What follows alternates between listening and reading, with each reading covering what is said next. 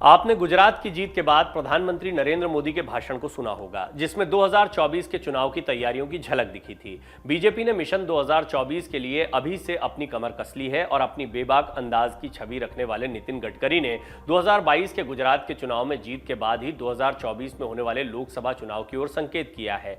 यहां तक कि वो राजनीति से इतर भी तमाम मुद्दों पर अपनी बात खुलकर रखते हैं। इस बार के गुजरात विधानसभा चुनाव में आने वाले 2024 के लिए भी भूमिका बांधनी उन्होंने शुरू कर दी है और अब नितिन गडकरी 2024 के आम चुनाव में अपने इलेक्शन लड़ने को लेकर ऐसा कुछ कह गए जो कम ही नेता कहते हैं। बीजेपी की संसदीय बोर्ड से नितिन गडकरी को बाहर किए जाने के बाद ये अटकलें लगने लगी थी कि आने वाले चुनाव में युवाओं को मौका दिया जाएगा और कई बार नितिन गडकरी राजनीति से संन्यास लेने की बात कह चुके हैं। उन्हें यह भी कहते हुए सुना जा चुका है कि कई बार मुझे ऐसा लगता है कि मैं राजनीति कब छोड़ूं कब नहीं।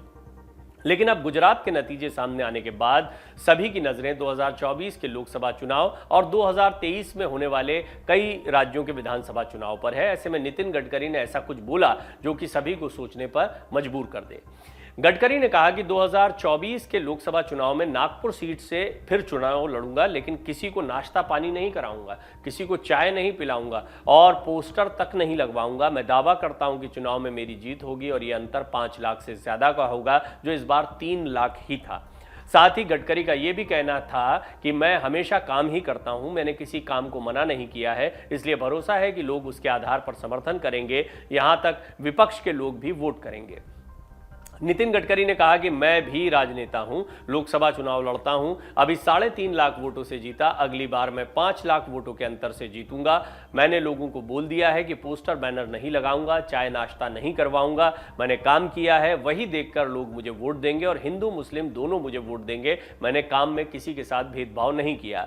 2024 लोकसभा चुनाव को लेकर गडकरी का यह भी कहना था कि जनता मालिक है, मैं ट्रस्टी हूं, देश के लिए काम होना चाहिए, मैं कोई साधु सन्यासी नहीं हूं, पहले अपना घर देखता हूं, अपना परिवार देखता हूं और फिर समाज के लिए और देश के लिए काम करता हूं। मैंने लोगों को बोल दिया है, पोस्टर नहीं लगवाऊंगा, बैनर नहीं लगवाऊंगा, चाय नहीं पिलवाऊंगा, नाश्ता भी नहीं करवाऊंगा। तुमको वोट देना है तो दो, मैंने काम किया है, उसके ऊपर मुझे वोट मिलेंगे। हिंदू मुसलमान सब वोट देंगे। भाजपा नेता ने यह भी कहा कि मैं अभी मुसलमानों के कार्यक्रम में गया था, वहां मैंने कहा मैं आरएसएस वाला हूं, बाद में पछतावा नहीं करना। उन्होंने आगे कहा कि सब मेरे साथ हैं क्योंकि मैंने काम में किसी के साथ भेदभाव नहीं किया है। गडकरी के इस बेबाक अंदाज वाले बयान के बाद कई तरह की चर्चाएं शुरू हो गई हैं। ऐसे में सवाल भी उठ रहा है कि क्या गुजरात और हिमाचल प्रदेश के नतीजों का आने वाले 2024 लोकसभा चुनाव पर असर हो सकता है। कई बड़े चेहरों के टिकट काटे जा रहे हैं। जिस तरीके से संसदीय बोर्ड से नितिन गडकरी बाहर किए गए, उसके बाद कई सवाल खड़े हुए थे। नितिन गडकरी ने हालांकि इस पर कभी स्पष्ट तौर पर कुछ नहीं कहा है, लेकिन उन्होंने ये कहा था कि मैं पार्टी का एक डेडिकेटेड कार्यकर्ता हूं, मुझे जिस तरह की भूमिकाएं दी जाएगी उन भूमिकाओं का मैं निर्वहन करूंगा। ये काम पार्टी आलाकमान का है कि मुझे क्या भूमिका दी जाती है।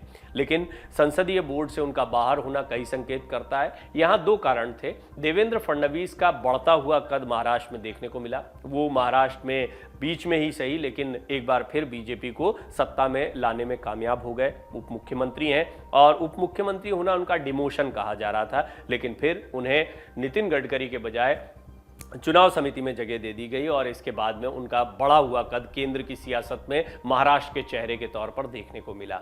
नितिन गडकरी और केंद्रीय नेतृत्व के बीच में दूरियों की खबरें भी गाए बगाए आती रहती हैं। नितिन गडकरी एक ऐसा चेहरा रहे हैं जिनको विपक्ष के नेता भी पसंद करते हैं। इन सारे समीकरणों के बीच में नितिन गडकरी का ये बयान जमकर वायरल हो रहा है और इसके कई मायने भी निकाले जा रहे हैं। क्या इन नतीजों की वजह से विपक्षी दलों को अपनी रणनीति बदलनी पड़ सकती है? इसके लिए पार्टी संगठन से लेकर सत्ता तक अपने सारे पेंच को कसने में तमाम पार्टियां लगी हुई हैं। बीजेपी अभी से 2024 के लोकसभा चुनाव के लिए जुटने जा रही है। इसके लिए बीजेपी अभी से लोकसभा चुनाव के मूड में भी आ चुकी है और बीजेपी हाईकमान रणनीति इसमें बना रहा है। इन बैठकों में गडकरी भी शामिल होंगे। वहीं विपक्षी दल अब तक इसमें काफी पीछे दिख रहे हैं। अगले साल कई महत्वपूर्ण चुनाव हैं, जिनमें मध्य प्रदेश, छत्तीसगढ़, राजस्थान समेत कई राज्यों के विधानसभा चुनाव हैं। इन चुनावों को लोकसभा चुनाव से पहले सेमीफाइनल की तरह माना जाता है।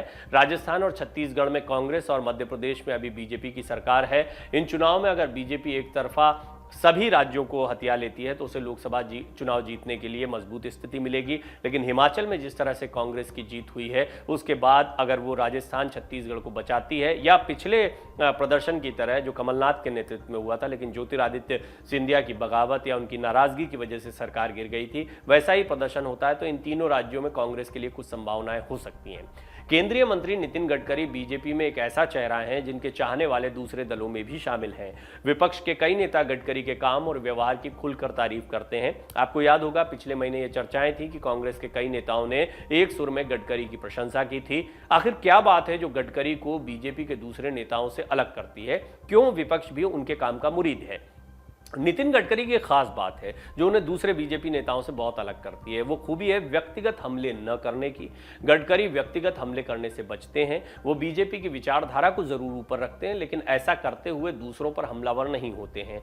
इन्हें कहने और बताने का सहज ढंग लोगों को चोट नहीं पहुंचाता और ऐसा माना जा रहा है कि इसी कॉन्फिडेंस के बलबूते गडकरी का यह बयान सामने आया होगा कि मैं आपको चाय नाश्ता नहीं करवाऊंगा, मैं पोस्टर बैनर नहीं लगवाऊंगा, वोट देना है तो दो। और वो ये दावा भी कर रहे हैं कि उनकी इस बार की जीत पिछली जीत यानी 3 लाख के अंतर से बढ़कर 5 लाख के अंतर की हो जाएगी। महत्वपूर्ण बात यह है कि नितिन गडकरी को यह बोलने की जरूरत क्यों पड़ी। दरअसल नितिन गडकरी एक ऐसे समय पर यह बयान दे रहे हैं जब यह तय नहीं है कि किसको क्या टिकट दिया जाएगा और अभी लोकसभा चुनाव दूर हैं। लोकसभा चुनाव से पहले कई चुनाव होने हैं।